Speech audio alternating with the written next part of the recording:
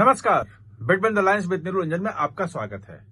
आज हम बात करेंगे मिशन ट्रंप की।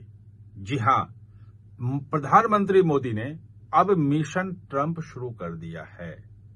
एक डीलर और एक लीडर दोनों के बीच में अब आपस में लड़ाई शुरू हो गई है और डीलर ने अपना पहला चाल चल दिया है, 50% टैरिफ भारत पे लगा दिया है और प्रधानमंत्री ने साफ साफ कह दिया है मोदी ने कि हम झुकेंगे नहीं। और ये झुकेंगे नहीं सिर्फ नहीं कहा है, पूरी की पूरी मिशन जो ट्रंप है वो शुरू हो गया है। उसके लिए जो क्या कहते हैं कि जो चाल चलने हैं वो चाल चलना शुरू कर दिया है। क्या है पूरा मामला, क्या वो चाल है और मिशन ट्रंप को कैसे ट्रंप का जो सबसे कमजोर जो नस है वो मोदी दबाने जा रहे हैं, या ये कह दीजिए कि ये बता दिया है कि देखो ये हम कर रहे हैं और इससे ट्रंप की बौखलाहट और बढ़ गई है। बात यही नहीं है, बात ये भी है कि ट्रंप को पूरी दुनिया के सामने झूठा भी साबित करना शुरू कर दिया है और अपना जो उनका वोट बैंक है, जो समर्थक है, वहां भी उनकी पोल खोलनी अमेरिका में भी शुरू कर दी है और हो गई है। ये पूरे मामले को समझते हैं तो दरअसल अगर आप देखें कि 25% पहले और बाद में 25% बाद में रूस से जो तेल ले रहा उसके कारण 50% टैरिफ लगाने के बाद सबसे पहला जो काम किया, सबसे पहला काम जो था मोदी का वो ये था कि एक प्रेस रिलीज जारी करना और उसमें यह बताना कि कैसे ये गलत है और जिस रूस से तेल खरीदने की बात भारत के ऊपर 25% टैरिफ लगा रहा है, जुर्माना लगा रहा है, वो अमेरिका खुद रूस से खरीद रहा है। और यूरोप जो है वो गैस तो बहुत ज्यादा ले रहा है, भारत से भी कई ट्रिलियन डॉलर का ज्यादा ले रहा है, वो बिलियन डॉलर का। और वो जब सवाल ट्रंप से पूछे गए तो ट्रंप के सामने कोई जवाब नहीं था, सिर्फ ये कह के निकल गए कि मुझे नहीं पता, मैं इसको देखूंगा। यानी कि पूरी दुनिया के सामने ट्रंप की अमेरिका की पोल खोल दी कि देखो तुम भी रूस से खरीद रहे हो, यूरेनियम खरीद रहे हो, बाकी चीजें खरीद रहे हो और रूस को पैसे तुम भी दे रहे हो। यानी कि यूक्रेन में जो लोग मारे जा रहे हैं उसमें तुम्हारा भी योगदान है अगर भारत पे तुम बदनाम करते हो। दूसरी बात कि भारत से ज्यादा 62 बिलियन डॉलर, 63 बिलियन डॉलर का तो चीन ले रहा है तेल, भारत तो 52 बिलियन डॉलर का है, तो चीन पे क्यों नहीं लगाया टैरिफ? यहां पे फंस गया ट्रंप। कल जब उनसे पूछा गया कि भाई चीन पे क्यों नहीं लगा रहे हो आप, उससे ज्यादा ले रहा है, अंत में ट्रंप को बोलना पड़ेगा कि हम और नए टैरिफ की घोषणा करेंगे, उस पर भी लगा देंगे। यानी कि ट्रंप जो है वो खुद वहीं पे अपने देश में पूरी दुनिया के सामने वो उनका उजागर हो गया कि भारत को जबरदस्ती वो कर रहे हैं। उसके पीछे कुछ और रीजन है, क्या रीजन है, उसी से मोदी का जो तैयारी है वो भी जुड़ती है। तो अच्छा, एक बात और बहुत महत्वपूर्ण है कि जो सबसे ज्यादा जो ट्रंप को डिफेंड करने वाले हैं उनके उपराष्ट्रपति जेडी वेंस, वो बिल्कुल चुप हैं, एक शब्द नहीं बोल रहे हैं और उनकी चुप्पी बहुत कुछ कह रही है। ये हमने अलग समझाया था, आगे जरूरत पड़ेगी कुछ और होगा तो हम फिर बताएंगे कि उनकी चुप्पी के मायने क्या है। और ये सब करते हुए उन्होंने भेज दिया डोवाल को रूस। पुतिन जो है वो नवंबर दिसंबर में आ रहे हैं भारत, मोदी खुद जा रहे हैं रूस, एससीओ की बैठक है, चीन जा रहे हैं बीजिंग, एससीओ की बैठक है। और लूला जो ब्राजील के जो राष्ट्रपति हैं वो खुद फोन कर रहे हैं और उन्होंने भी ट्रंप की पोल खोल दी। और उससे पूछा गया, ट्रंप ने जब कहा कि लूला वहां भी लगाया 50%, दो देशों पे 50% का टैरिफ है, एक ब्राजील है एक भारत है, और उसे कहा था कि अगर लूला फोन करेंगे तो हम देखेंगे क्या हो सकता है। और लूला से जब पूछा गया तो उन्होंने, लूला डिसिल्वा, तो उन्होंने साफ साफ कह दिया कि मैं ट्रंप को फोन नहीं करूंगा, जरूरत पड़ेगी तो मोदी को फोन करूंगा। यानी कि एक लीडर जिसके से पूरी दुनिया अब बात कर रही है, पूरी दुनिया के लोग उसे फोन कर रहे हैं, उसे मिलने आ रहे हैं, सब कुछ कर रहे हैं। और एक डीलर जिसके खुद के लोग कहते हैं कि वो डील ब्रोकर हैं, पूरी दुनिया में वो डील करवाते हैं, और जो लगा रहे हैं ये टैरिफ, वो डील के लिए ही है कि मजबूर कर दें किसी देश को कि आके डील करो, जो हम कह रहे हैं हमारी शर्तों पर डील करो।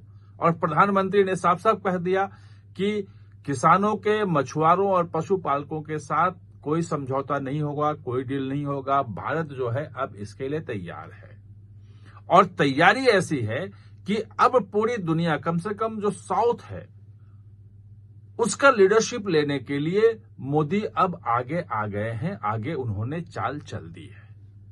और ये चाल जो है, जब ब्रिक्स के मीटिंग में प्रधानमंत्री गए थे ब्राजील, ब्रिक्स का भी अध्यक्षता वही कर रहा है, तो वहां से भी एक मैसेज दे दिया था कि ब्रिक्स जो है वो अमेरिका अगर ज्यादा ट्रंप करते हैं तो उसके खिलाफ ब्रिक्स देश जो है वो खड़ा होगा। और ये ब्रिक्स देश जो हैं वो सब एंटी अमेरिका थे, उसमें एक भारत और ब्राजील ही था जो एंटी अमेरिका ग्रुप बनने से उसको रोक रहा था, क्योंकि उसमें ब्राजील है, रूस है, इंडिया है, चाइना है और साउथ अफ्रीका है। साउथ अफ्रीका के खिलाफ जो है वो ट्रंप पहले से ही खोले हुए हैं मोर्चा, और वहां पे भेदभाव, रेशियल डिस्क्रिमिनेशन, ये वो तमाम चीजें कह के उसमें तमाम तरह के आरोप लगा रहे हैं। भारत जो है पहले वो देख रहा था कि अमेरिका के साथ कोई दुश्मनी नहीं करनी है, ब्राजील भी देख रहा था, लेकिन अब ये दोनों खुल के सामने आ गए हैं। चाइना और रूस को जानते हैं, रूस के कारण तो सब पे वो 25% एक्स्ट्रा टैरिफ इंडिया पे भी लगा है, वो रूस की स्थिति ये है। तो ये ब्रिक्स है, और ब्रिक्स जो बनता है तो कोई छोटी मोटी चीज नहीं है। ये ब्रिक्स का मतलब ये है कि 32 ट्रिलियन डॉलर की इकोनॉमी, जीडीपी है इस तमाम देशों का। पूरे G7 का अगर देखेंगे आप, जो तमाम विकसित देश जिसमें हैं, तो उसमें जो जीडीपी आता है तो वो आता है 51 ट्रिलियन डॉलर का। और अमेरिका का देख लेंगे तो अमेरिका का 25 ट्रिलियन डॉलर के आसपास है, 27 ट्रिलियन डॉलर के आसपास है। यानी कि अगर ब्रिक्स एकजुट हो जाता, और ये बड़ा बाजार है, अगर पूरे G7 में देखेंगे तो उसमें मुश्किल से 80 करोड़ पॉपुलेशन उनका है।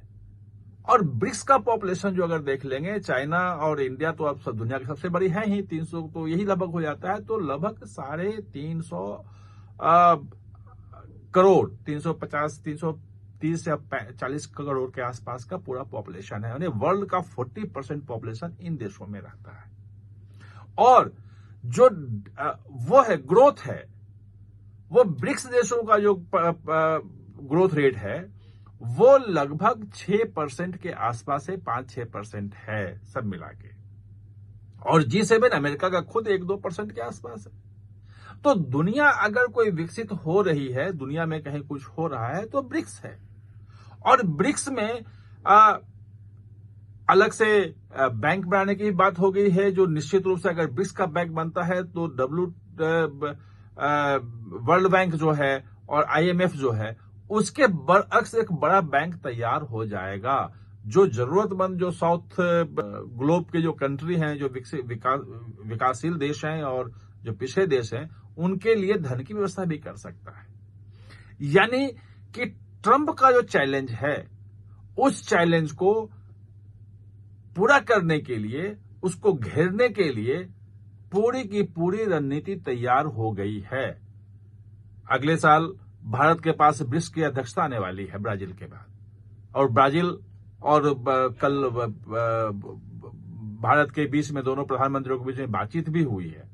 हो सकता है कि जनवरी में खुद जो है वो ब्राजील के प्रधानमंत्री भारत आ जाए, और इस ढंग से एक ऐसा ब्लॉक तैयार करने की तैयारी है जो अमेरिका का जो ये हेजोमनी है उसके खिलाफ जा सके। जो विशेषज्ञ हैं वो ये कह रहे हैं कि एक बार अगर ये ब्रिक्स खड़ा हो गया तो जो उसके जो G7 के देश हैं, जो कनाडा है, जिसको कह रहे हैं कि एनेक्स कर लेंगे ट्रंप, उसको भी धमकी दे रहे हैं, उसको भी कह रहे हैं कि तुम हमारी बात लाइन पे बांधो, वो भी आ जाएगा। यूरोपियन यूनियन को दबाव डाल करके ट्रेड डील तो करवा लिया, लेकिन अगर ब्रिक्स खड़ा हो गया तो यूरोपियन यूनियन भी अमेरिका का साथ छोड़ के ब्रिक्स में के साथ जुड़ने में कोई देरी नहीं करेगा। वो यहां से व्यापार करना ज्यादा बेटर समझेगा। और इंग्लैंड जो है वो भी कोई बहुत खुश नहीं है। और ये जो एक पूरा का पूरा ग्रुपिंग हो रहा है, ये स्वाभाविक रूप से एक लीडर नरेंद्र मोदी के पीछे सारे के सारे एकजुट खड़े हो रहे हैं।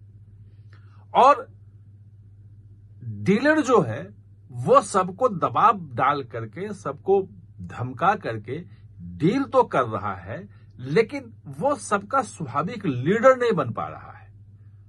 ताकत है, पैसे हैं, डॉलर की अपनी हेजोमनी है, उसके बादशाहत है, तो डर से लोग डील जरूर कर रहे हैं, लेकिन ट्रंप लीडर नहीं है देश की, दुनिया के लीडर के रूप में सामने जो आ रहे हैं वो प्रधानमंत्री आ रहे हैं मोदी, जो ट्रंप को एक चैलेंज करने के रूप में पूरे दुनिया में, वो एक चेहरे के रूप में अपने आप केंद्र में लाने की तैयारी में हैं और खुद ब खुद आ रहे हैं।